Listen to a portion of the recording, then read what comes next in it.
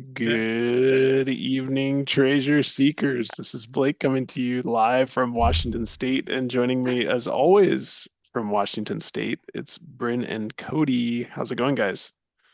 We're all in Washington State. Wow. All This in is the same exciting. house. Everybody Yeah. on a different floor. If we were savvy enough, we'd probably all just like sit around together and I don't know. I don't know how to set that up. So this is what we have. Yeah, it just took us about 45 minutes to figure out how to get audio and I guess what's the other? Audio in and audio out for all three of us. We With had the the great headphone swap. yes, we've swapped about every headphone we have. And for that entire 45 minutes, Bryn wore that helmet. So It feels great. Nothing else cushier than a hard hat. it may be a little bit misleading though. I know. We need to get to why I have this hard hat on.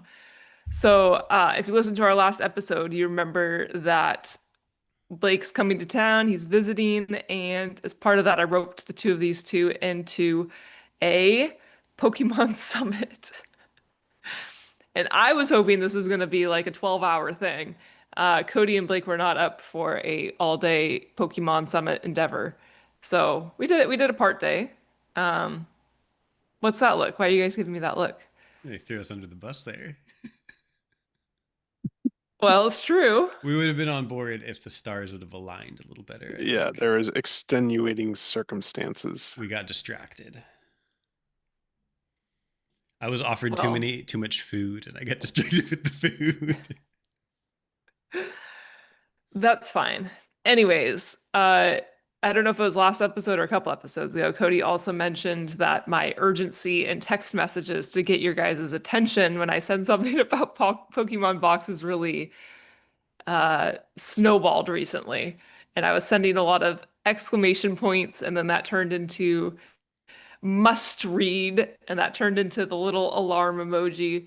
So Cody said he didn't want me to be neglected of my urgent warnings, messages during the Pokemon Summit because I wouldn't be texting you guys. So he made me my major connection alert hard hat.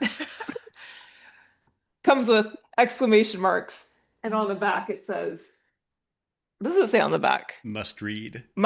A must read alert. These are all of Bryn's greatest texting hits. So that's Yes. the story behind the hard hat. And I'm laughing because oh, I don't know. I just think like some people are out there that like they try so hard to look good on the YouTube. And I'm just Dork. like, I'm Dork just gonna be a alert. meme. What a loser. Well, I know you're Okay. very pleased with it because you've already made stickers for the text chain that have your head with that helmet on. So I know you'd like it. I love it. Yeah, so now rather than having to send you guys alarms and alerts, I just send a sticker of my face. Must read. So how do you feel like the Pokemon Summit went, Bryn? I feel like we could have used a lot more time, but what I think was good was I had your undivided attention for the hours that we did have, and I think we all were able to level set with kind of all the information that's been gathered to date. We were all able to kind of get on the same page there, and we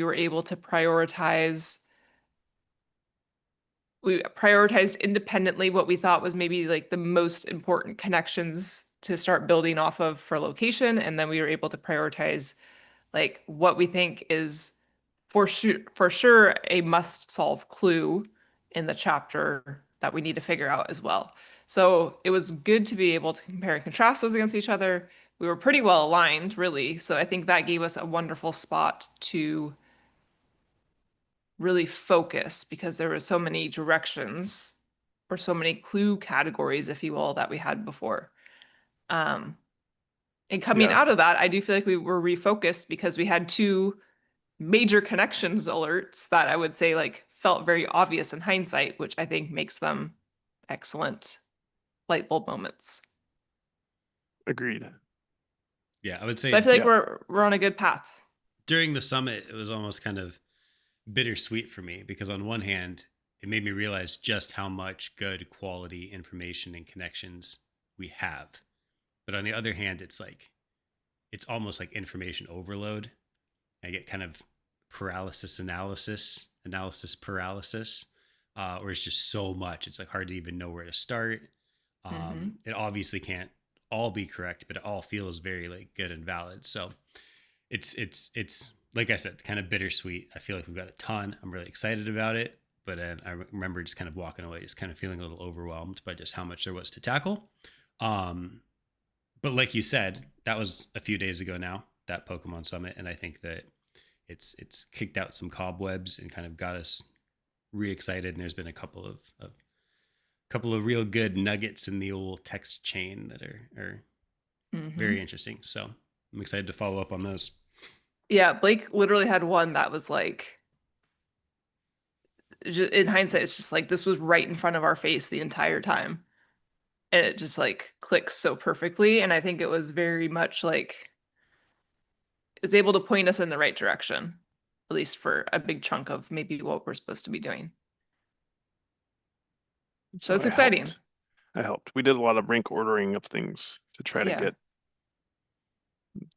you know, anonymous, not anonymous, but non-biased opinions of stuff. So we rank ordered a bunch of stuff independently and then compared lists. And it seemed like we had quite a bit of overlap. But Yeah, for sure. anyway, maybe that's enough Pokemon Summit talk if we aren't going to give the results of the summit or I brought solves. I brought Pokemon Hershey's Kisses. So that was festive. Super Um, festive. I mean, I also don't want to act like we have that much to give away though, because I No. think like I don't think we're really it's always been kind of what I've said that like if you ask me to do an episode on my Pokemon box findings, like it's all still so Broad. yeah, like there's not really anything I can be like, oh, we're looking here because of Yeah. the like there's just not really anything to even if I tried to reveal something, it would take 5 hours, like you guys saw. Yeah, it would be about a 5 to 10 episode series, which we might Yeah. do at some point of Pokemon box clues. So that we feel there's a lot of connections. Of course, they're not all going to be correct or part of the solve, but it might be worth talking through all of those at some point if we're lacking on content. Yeah, we'll see. And once we get into news, I think maybe some of the news that we have from the interview here will also kind of reshape maybe a little bit of our approach as well. Shall we get into news? Let's do it. All right. Oh yeah, we don't have any music, do we? No music because I'm not in my studio. I'll be back in my studio next week. I miss your gems behind you. Yeah, instead I've got these lame plants. No offense. All right. Everyone place your bets now on how long this helmet is going to stay on my head Oh, throughout the I thought you were episode. gonna take it off.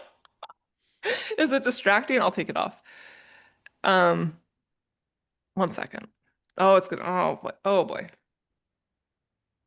News, news, news, news, news, news, news, news, news. Okay. All right. Getting into news. So, just a couple days ago, when this comes out, it'll be just a couple days ago.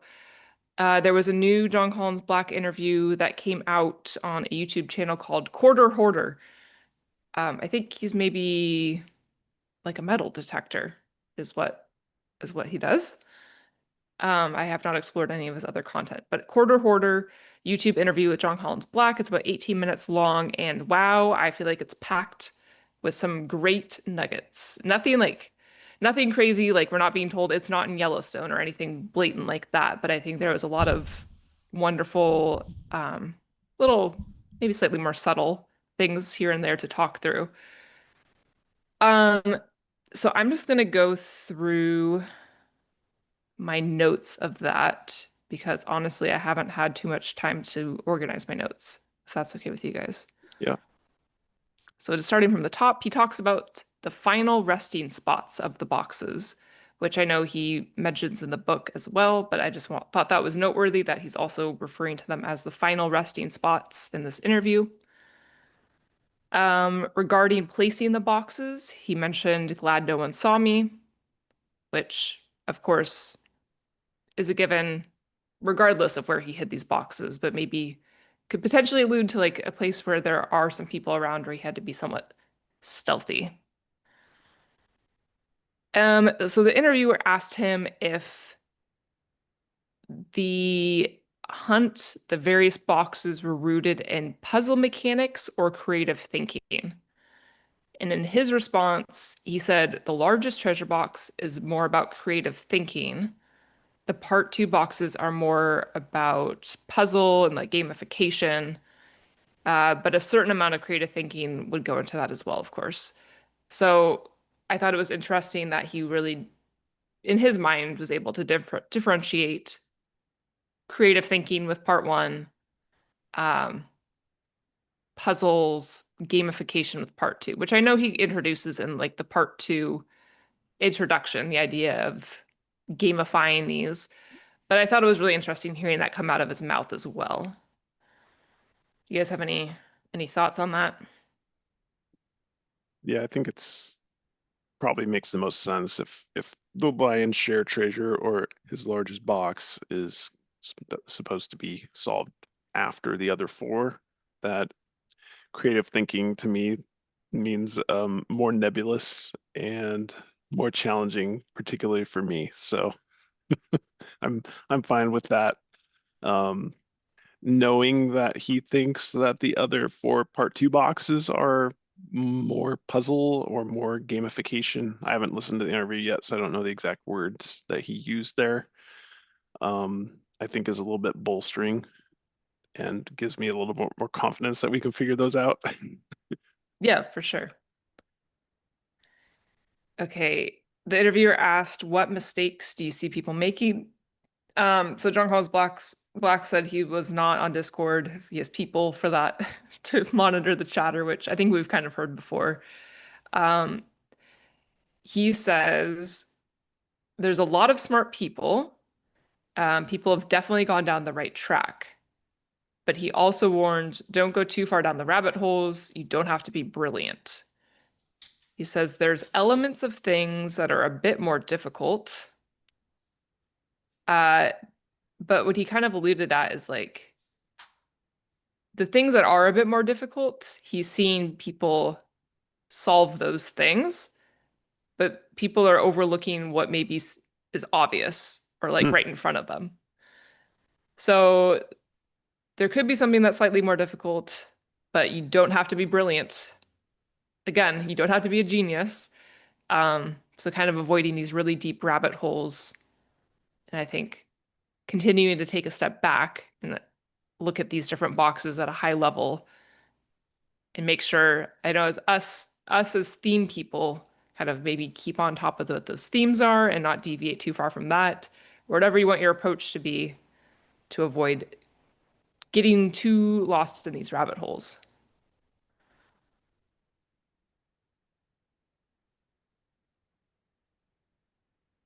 No cool. feedback.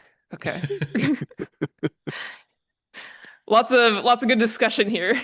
I've got I've got general feedback, but I was kind of waiting until you hit all your topics before I do my general feedback. Okay, I can keep going. Okay. He was surprised that a box has not been found yet this year. He admits that people online, maybe someone specifically, has gotten even closer than they realize. Hmm, So someone out there has been posting maybe on Discord or some sort of other outlet, and they are dangerously close. interesting. Yeah, enough to make Jon Collins-Black turn his head and be very surprised that it was not located. Wow. Yeah, he responded with definitely, definitely like someone was close. He was surprised that one hasn't been found. Um, he thinks this, I think is really interesting. He thinks that once two boxes have been found, it will be easier to find the others.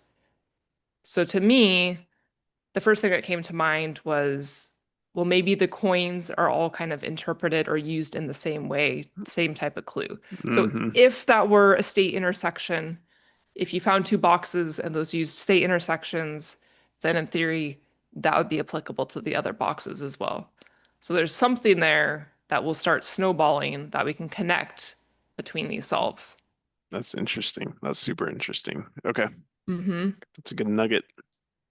I also thought it was very interesting. I ruined all of my reactions because normally Brent and I don't talk about this stuff before we talk about it live. We had a long car ride earlier and I made her tell me. We talked about it a bunch and I'm having a Okay. ton of trouble recreating my natural Acting. initial reaction because I was very Oh excited and now I'm my. just like, no, I thought a lot of this was very exciting though. Yeah, that's my reaction. Okay, okay, okay. So the interviewer asked Jon Collins-Black if you were kind of struggling, you like needed to get a new perspective on a puzzle, what way he recommended you do. Um, and he recommended trying an escape room, whether that be a physical escape room or an at-home escape room. He just recommended that as a general like good way to kind of get you in the mindset of like what are the different types of gamification, how are games engineered. Um, and then again, double down, he mentions it in the book that him and his wife like doing escape rooms. So I think he is pulling, I guess we know, like he's pulling some of these ideas from escape rooms that he's done. I don't have an exact quote, but he basically was saying like he was clever and created some stuff himself, but ultimately he's like taking inspiration from some of these escape rooms that he's done Okay, as well. that's a great tip. Yeah. That's a good excuse to do some more escape rooms. Right, right, right. Yeah, I think earlier on, maybe with like the purple image, the Pokemon chapter or something like that, we were able to say, well, maybe it kind of tied in with this escape room that we tried. Hmm. Um, yeah, I think there's even some like there's some websites and different resources, YouTube videos that kind of talk through like speaking to people who make escape rooms. And so earlier on, I watched some of those, which were really interesting. Like, here's different ways to incorporate a clock into your escape room or something like that. And you can start to get a good idea of different escape room game mechanics that way.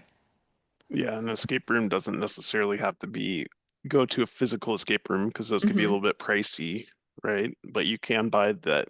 I really like the Exit series of escape rooms. You can buy those on Amazon or at your local friendly local game store Hmm. for, 12 to $15. They're a one-time use typically. I think Unlock Escape Rooms is another brand. Those are multiple time use. Not that you would necessarily want to do it, but you can give it to a friend. Um, so yeah, there's cheaper ways to go about this, certainly. Hmm. Yeah, he specifically called out that you can do these at-home versions. So I think that's a great exercise if you're ever feeling stuck. He, again, like if you're feeling stuck, he said to read the chapters carefully and specifically look at the illustrations. He like Really? really wanted to highlight the illustrations. He said he'd be sure to consider every aspect of the book. Huh. And then he said something like, some poems are obvious and obvious and very important. So, I mean, again, Joyce Serenade, very important. Or Sven poem. Yeah, Force Fem. Let's see. He talked about the different perspective that you'll get going boots on the ground. That'll give you a totally different perspective of the words in the book or of a poem in the book, even if you're not looking in the right direction. So Hmm. just the act of being out, enjoying the boots on the ground experience, I think he's saying like this will just be a very educational experience if you like enter that with the treasure hunt frame of mind. That'll help kind of get you thinking in a different way, in the right mindset, um, as you narrow in on your search location. So, do we commit to boots on the ground by the end of October? I don't know. But I really think we do need to be getting boots on the ground. And I'm hoping that as we come out of our Pokemon Summit, that we can kind of narrow in on a spot here pretty soon, because I do think it would be realistic for us to get somewhere by the end of October, Yep, I which agree. seems like maybe kind of the end of decent weather throughout the country. Yeah, I mean, we think Pokemon Box probably is most amenable to year round, right? But we don't know that for sure. Okay, so he mentions the incentive to let him know when a box is found. And he mentions that if he is alerted that a box has been found, he will be revealing the solve then. Oh, So people excellent. so people can get closure to that box. So we can start trying to read between the lines and figure out his mind and figure out how this applies to other boxes. But that I thought was a wonderful confirmation that we don't have to worry. I think I was probably the most worried that we're gonna have to wait till the end of the solve or the end of the book to get all these solves. So we will get them as they are solved. And going back to one of the other points, maybe that's why he thinks that after two are solved instead of the coins, which is your theory, after two solves have been revealed by JCB, maybe he thinks people will put together how he's been forming the puzzles or what his thought process is more. Yeah, listen to the interview. They felt separate to me. Okay. Um, that's just how I interpreted it. So, Do you remember if he specifically said after two were solved, like two was the number? Or did you say like after one so he solved, kind after a of few were solved? he kind of addressed it twice. So the first time he addressed it, it was after two were solved. He thought it would kind of pick up momentum from there, that it would become easier. And then when he was talking about after the first box being found, he kind of alluded to, well, maybe that would make it easier too, because people will start to try to interpret how he formulated that first solve. But it was definitely the first time was after two boxes have been found. Yeah. And I find that particularly interesting because I think that would Hmm. obviously really bolster the idea that there's something that is the same in all five boxes, whatever that may be.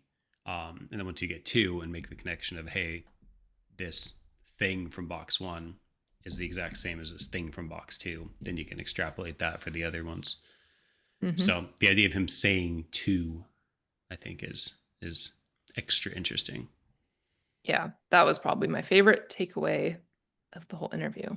My favorite takeaway might have been that someone was really close to one, just because I'm itching for someone to find one, and I'm especially itching for someone to find one now that we've got confirmation that he's going to reveal um, the clues, the correct Solution. answer, Yep. the answer Yep. key. I'm just I think that I'm almost more excited for that than the idea of finding a treasure. No. I daydream That's about getting to crazy. see the answer key more than I daydream about You're finding a treasure. crazy. We get to You're create the answer key, Cody. This is you're what we were off spending our the te time you're on. off Come the on. team. Ouch. Um, okay, I'll end it with this. He says, at this point, you probably could have just listened to the whole interview. At this point, he says, all five boxes are in areas that he considers really beautiful. And he hopes that we enjoy getting there. So to me, that means like physically, just like a visually beautiful location. To me, that kind of indicates this may be more remote because of enjoying getting there. Of course, this can be interpreted so many different ways, but that was just kind of my gut reaction to him saying that. All right. Thank you. We'll try to get a Yes. link in the show description for that interview, but otherwise you said, Bryn, it's from a finder. Quarter, Quarter hoarder. quarter hoarder. Quarter hoarder. Yeah, no, it's Okay. it's a really nice interview. I highly Excellent. recommend. All right. Should we dive into horseshoes and hand grenades? No music, sorry. I will be doing horseshoes and hand grenades today. A bit inspired by doing a read through of chapter 3 recently, the magnifying glass, puzzle box, and egg. That's my favorite chapter. Um, that is your favorite chapter. It's got Yeah. lots of stuff in it. Mainly based on the Fabergé brand rose to prominence. He rose up from his breakfast chair. Much of my admiration stems from. So I was catching a lot of flower references in there and went down a flower plus butterfly rabbit hole a bit and Nice. can't, yeah, Any pistols? no pistols. What about That's, my compass rose? yeah, Compass Rose is very good too. Anyway, I was going down the flower route and came across this quote by Hans Christian Andersen. And that's interesting because of kind of the connections you've made before, Cody, with fairy tales, fables, and things like that that you've come across in the book, The Pied Piper, and was there a Rumpelstiltskin reference or something as well? Yeah. What was that one?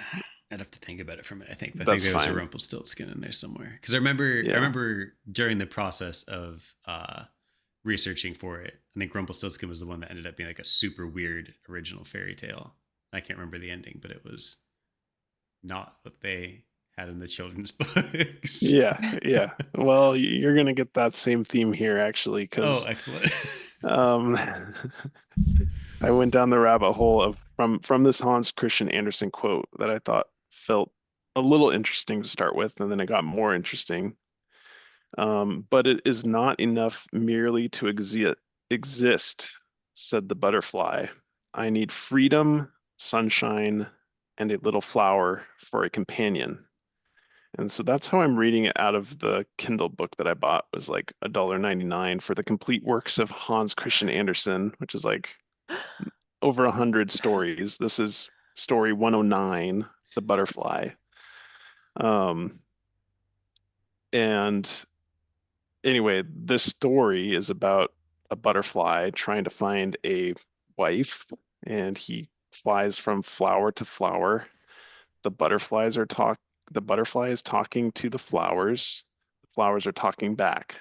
So that was kind of the first like bigger connection I felt because of that weird section in chapter 20 of There's Treasure Inside where he talks to the roses. Mm-hmm. And particularly because Rose is like mentioned so much now in the book that we're finding, um, having a story from a long time ago from Hans Christian Andersen of a butterfly talking to different flowers, that seemed like a good confirmer that this might be the right path. And then I also just really like the quote because of the connections that we're putting together in the book, right? Freedom, sunshine, and flower. So certainly sunshine we're kind of tuned into with the eclipse talk and sun moon connections generally. The flowers we're picking up on more and more, certainly in the book. And then the freedom, I feel like, yeah, he does actually talk quite a bit about. There's a lot of, civil rights leaders and transcending circumstances. We haven't heard that in a while, but maybe that is like three big connections in the book. I could see that as being three main themes of the book, right? Um, Kind of what makes this a little bit weaker is then the end of the story, which is right after this quote, which is then he flew, so the butterfly, then he flew against the window pane and was seen and admired by those in the room, who caught him and stuck him on a pin in a box of curiosities. They could not do more for him. Oh. So That's the end. Um, it says, Now I am perched on a stalk, like the flowers, said the butterfly. It is not very pleasant, certainly. I should imagine it is something like being married, for here I am stuck fast. And with this thought, he consoled himself a little. That seems very poor consolation, said one of the plants in the room that grew in a pot. Ah, thought the butterfly, one can't well trust these plants in pots. They have too much to do with mankind. The end. The end. This is why you get 109 stories for $1.99. So it turned very dark in the end.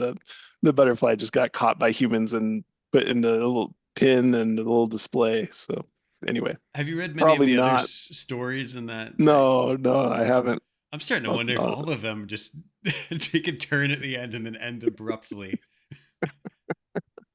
they have not been Disney-fied Yeah, No. shocking, and made a really. happy ending, particularly for this one. But anyway, so it's probably not the right track, but I was getting pretty excited because of the talking flowers, because of this quote that seems pretty famous. It was really hard for me to find what it was attributed to, even though the quote is kind of prevalent in a few places in the internet. Um, anyway, they said, one person said the complete works of Hans Christian Andersen. So then I had to buy it, and I couldn't find it because in the quotes you find online, it says the butterfly said, but in the actual book, it says he said he. And so I couldn't find Mm. it for a bit. Anyway, I found it. It's here, but It's almost like probably everyone who was quoting that didn't really want anyone to go back and see where it came from. maybe, maybe they like the message of the quote, but not the message of the full story at the end, I think. Yeah. Apparently. All right. Mailbag? Yeah, let's do mailbag. Okay, so this came in from Laura. This is, I guess, specifically about the past and future box. I'm just going to go ahead and read what she said. She says that a lot of people have theorized about using a pelican case to protect the items inside.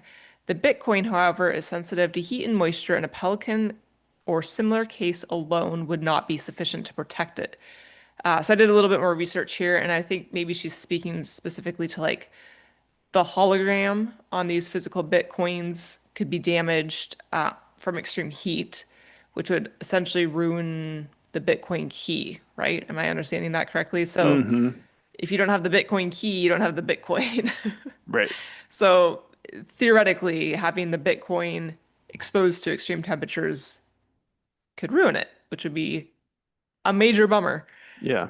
Okay, so she said, I had read about NASA using gold to shield electronics. So I started looking for products available for personal use. The first item I came across caught my eye immediately was Reflectigold. It's mainly used for cars, but it protects against extreme heat environments. This would be an explanation for its surface would reflect a state of gold from the sunshine through my window. Hmm. Reflected gold, when used on the inside of an outer case, can help keep sensitive items from overheating or experiencing rapid temperature changes. This could suggest that the box is hidden in an area with high temperatures where reflected gold could provide the most benefit. In that sense, the box could quite literally be reflecting gold rather than a metaphor. Since these products were initially used by NASA, it could also give credence to the unlike the surface of the moon line. NASA has long used gold to protect sensitive equipment from extreme temperatures, both hot and cold. This connection could help searchers solve even in locations where there is no literal moon reference or where the box face or where the box might face snow, frost, or other cold conditions. It's just also says, additionally, gold mylar bags could protect it from moisture if placed in an area that gets covered with snow, especially if boxes in a crevice where water can pool. Hmm. Anyways, main takeaway here is that this product is called Reflectigold, um, which I thought was very, I don't know if it's coincidental or very clever, but I thought this was a fun connection. Yeah, that's cool. I did not think about the physical Bitcoin private key potentially being damaged by heat. That's the first I've heard of that. So that's potentially concerning, but hopefully Jon Collins-Black has thought about that. I don't know. Yeah. Yeah, and I mean, I think some of the areas of interest would be subject to extreme heat. So it definitely is something that hopefully would have been taken into consideration. Um, I don't know, like, is this something that would be visible? I feel like it'd have to be visible from the outside, where it sounds like probably be inside the case, right? Yeah, both those things, unless the whole thing is encased in a Mylar bag. But even if it were a Mylar bag surrounding a box or surrounding a Pelican case, that could still be patterned and camouflaged and things like that. So Right. yeah, I don't know how helpful it is for box location. Yeah. Anyway, I just thought it was uh, a clever take on reflecting a state of gold. Yeah, Yeah. that's super clever. Yeah, I think so too. That's all I've got. All One right. mailbag today. One mailbag. Yeah, we're keeping this short We're on since vacation. we're on vacation. Um, Discord detectives. I have 2 today. Let me pull up my notes. So the first one I was super excited about because it was in our list of general discussion topics for a couple weeks, and we just ran out of time for it the last 2 weeks, and then it popped up in Discord, so we get to Ooh, talk about it today. nice. So I'm gonna try to share my screen, Cody. Oof. Yeah, this is all very. So something that caught my eye while reading through the book. I don't know how well you guys can see that. This is the Perfect. picture that's on page 49 of Rob Levinsky. And this was brought to our attention by me, but not publicly. And then it was brought to our attention by D2 Raka on the Calzars Discord. He posted this. He said, let me quote it. And I just realized, why is this picture so bad? Right? That's what also caught my eye recently was why is the quality of this picture particularly different? You know, it seems like it's been artificially degraded, I think. It's Like, why is there possible. this like sun flare on the, so what page is this? Page 49. Oh, whoa, coincidence of the day, folks. I opened it up right to this. I did that too, actually, right before the show. I flipped right to the Stop it. page. Ooh, Nope. shy. Yeah. It is right where I don't know what you call those little sections of bookbinding, Oh, okay. Yeah. but it is like a perfect little It's a little, segment. yeah. I hit 55. That's pretty Close, close. close. Anyway, Embarrassing effort. so it's not really not really resolved in my mind. There was a quote in the Discord right after that by J Bart GT. He said, in my opinion, this is a later stage clue that doesn't make any sense until after you solve Joy's serenade. The trick is figuring out where Joy's serenade starts again, in my humble opinion. So there are people that have picked up on this before, certainly. Um, Aquarius says the dots on his arm make a triangle. Do the black splotches slash dots on his shirt mean anything to anybody? So Yeah, that's triangle interesting. theme. Anyway, it might be worth diving into, particularly based on the interview you were just talking about, Bryn, where he wants people to focus on the images as well or the illustrations. Yeah, I mean, so it's been a long time since I've taken a photography class. Like the spot on his head, like that's kind of like overexposed, right? Is Mm-hmm. that what that would be? So, I mean, that goes along with like the sun and light themes, of course. That's really interesting. Yeah, there's definitely a filter applied to this. It seems like it. I think we need to interview with Rob Levinsky. Following up on Yeah. your sun thing there, Bryn, and space thing. My first thought is like red shifting, right? Yeah. Maybe. Well, What's kind of red switching together. shifting? Yeah. Yeah. Describe redshift to us, Cody. Oh, thanks, Blake. I'd love to describe redshift. Uh, Redshifting is When you're when things are traveling close to the speed of light, you yes. the colors you observe look different because it's kind of like a Doppler effect, but for light. That's Hmm. exactly what I was gonna say. I Okay. relate it to sounds when I think about it, and it's like you know how when like an ambulance passes by, it's like The Doppler effect. oh, sorry, you're making me explain redshifting. I didn't realize the Doppler effect is just I think that's baseline much more knowledge for known than everyone. red shifting. It's the space light version of the Doppler effect. Things are moving fast, and so they appear different colors. But I Huh. think because of all these little black dots, I don't know if you could like I don't know if there's something you could draw from that. Because what's the opposite of It's a redshift? Is it? Blue shift? I I'm not want to sure. say it was blue shift too. laser light blue beams. Nice. Yeah. His eyes shine like bright blue lasers. It's Yes, a they're little just the flamish opposite of as well, right? redshifting. Hmm. And Because it's called the flame. right, right. It's also from Red Ridge Mine.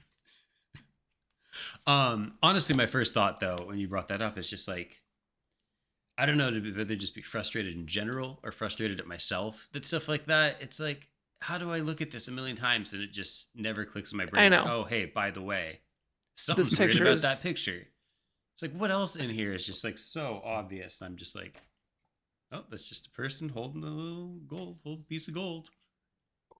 Yep, yep. Uh, it's like our brains are so like well developed to just eliminate noise and just see the simplest version of what something is, and just not pay yeah. attention to the fact that there's obviously so much going on Right. externally with that photograph.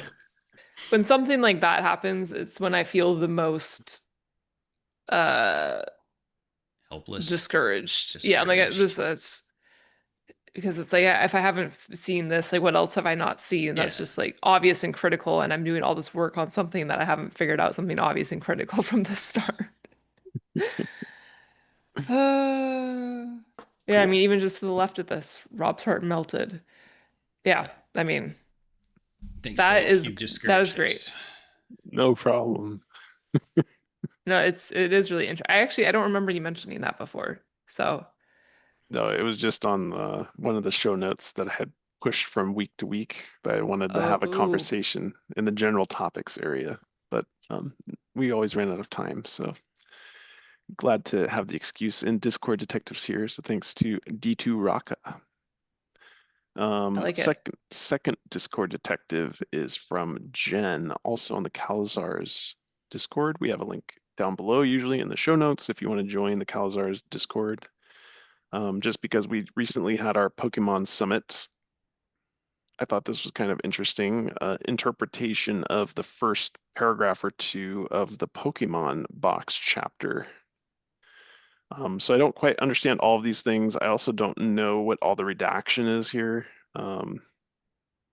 But the things in red are kind of notes that go along with Hmm. the first paragraph. So Apollo was referred to as three guys in a station wagon Saturn V. And I haven't done any fact checking of this, so I don't know. I'm just going based on Discord detectives here. Um, I don't know what the reference is for the 5.5 scale. Mitchell built Apollo 11 moon mission rockets. I don't know what Mysound is. I'm assuming that's a company, but I don't know the connection there. It might be obvious to people if you've looked at this closer, but I don't know. Apollo leaving Earth, not North Carolina, was a 14-day scheduled for moon missions. So I thought that was interesting. Apollo 11's final destination was Houston. NASA mentioned Kennedy SD Houston. I'm not quite sure what that connection is. Somehow Jen is making the connections to New Orleans as either the moon or the International Space Station. It's mentioned twice. But then the one at the very bottom here was kind of super interesting. If true, sausage and toast was the breakfast served on the Apollo 11 mission. Hmm. This is, I mean, I like it. I think it's just mind blowing to me that there can be so many different directions to go with this. Like not even remotely close to what we're doing. Yeah, and I was gonna say we have so many. I feel like we've made so many space, celestial, NASA type connections, and this is like the one chapter we hadn't made those connections on. And now someone's going full gas into the NASA connections on this chapter too. Yeah, So I mean, we did talk about the Pokemon Summit capable as being mentioned a couple times, potentially with connection to Cape and Cape Hmm. Canaveral or different capes, but Cape Canaveral is certainly the most famous cape I can think of. So we did have a touch of that, but yeah, this is like really heavy into it. But it was really that sausage and toast one that I probably should have done fact checking on, which I haven't. So full disclosure. but that is quite interesting if true. Yeah. Yeah, I'd be curious. Uh, I like Apollo 11's final destination was Houston. I mean, I like using like him saying our destination is Houston. Like there's a reason for that, Hmm. of course. So being able to interpret it this way, um, I guess I'm not knowledgeable enough to know how much of this is like confirmation bias. I don't want to dig myself a hole here, but like how much of this is just like this is once you kind of get on the right topic, this is all obvious, or like how Hmm. far do you have to dig Hmm. to kind of make these connections would be my first sift through, I guess, taking this theme. Yeah. Anyway, I thought you would enjoy that I just do because enjoy it's a that. different way of thinking about Pokemon Box first chapter, which I know we had a lot of discussions about. So throw a wrench in that one too. Man, it's overwhelming. I mean, like I feel so confident in what we're doing, and I'm sure like they feel so confident in what they're doing, and it's wild. It's wild. We'll see who gets a box. I know. It's very It's exciting. it it will be very exciting.